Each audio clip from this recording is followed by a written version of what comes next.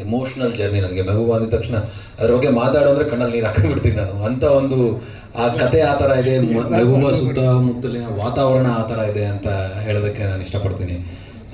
That is so special for me. First ಇಂಥದ್ದೊಂದು Anoop sir, thank you sir.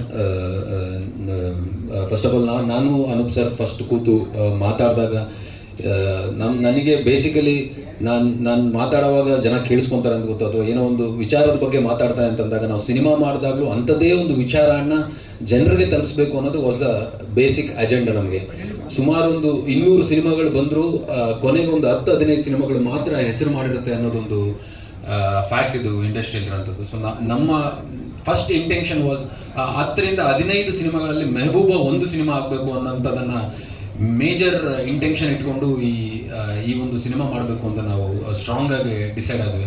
So ಈ ಜರ್ನಿಯಲ್ಲಿ ಸಾಕಷ್ಟು enjoy ಮಾಡಿದ್ದೀವಿ, ಸಾಕಷ್ಟು ಎಮೋಷನ್ ಫೀಲ್ ಆಗಿದ್ದೀವಿ, ಸಿಕ್ಕಾಪಟ್ಟೆ ಖುಷಿ ತಂದು ಕೊಟ್ಟಂಥ cinema Mehbooba. And the major reason for this press meet is ನನ್ನ ಬರ್ಡೇ ಅಂತಲ್ಲ, actually the major reason for this cinema is ಈ ಸಿನಿಮಾದ ಶೂಟಿಂಗ್ ಕಂಪ್ಲೀಟ್ ಆಗಿದೆ ಅನ್ನೋ ಒಂದು ವಿಚಾರನ ಹೇಳೋಣ ಅಂತ ಅಂದ್ಕೊಂಡು ಒಂದು ಪ್ರೆಸ್ ಮೀಟ್ ಮಾಡೋಣ ಅಂದ್ಕೊಂಡ್ವಿ.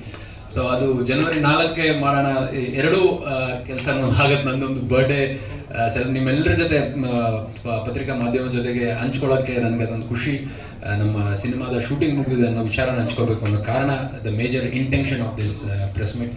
ಸೊ ಈ ಸಿನಿಮಾನ ಫೆಬ್ರವರಿಯಲ್ಲಿ ಆದಷ್ಟು ಬೇಗ ತಮ್ಮ ಮುಂದೆ ತರುವಂಥ ಒಂದು ಪ್ರಾಮಾಣಿಕ ಪ್ರಯತ್ನ ಮಾಡ್ತಾ ಇದ್ದೀವಿ.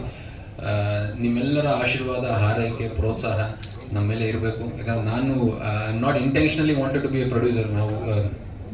ನಾವು ವ್ಯವಸಾಯ ಮಾಡ್ಕೊಂಡು ಅಗ್ರಿಕಲ್ಚರ್ ಅನ್ನೋ ಮೇಜರ್ ಇಂಟೆನ್ಷನ್ ಆಗಿ ಇಟ್ಕೊಂಡು ಬಂದಿದ್ದು ನಾನು. ಐ ವಾಸ್ ಎಂಟರ್ಪ್ರೈಸಿಂಗ್ ಆಗಿ ಒಂದು ವ್ಯವಸಾಯ ಮಾಡಿಕೊಂಡು ವ್ಯವಸಾಯದಿಂದ ಬಿಸ್ನೆಸ್ಗಳನ್ನ ಸ್ಟಾರ್ಟ್ ಮಾಡ್ಕೊಂಡು ಬರ್ತಾ ಬಿಗ್ ಬಾಸ್ ಅನ್ನೋ ಒಂದು ವೇದಿಕೆಗೆ ಒಂದು ಅವಕಾಶ ಸಿಕ್ತು.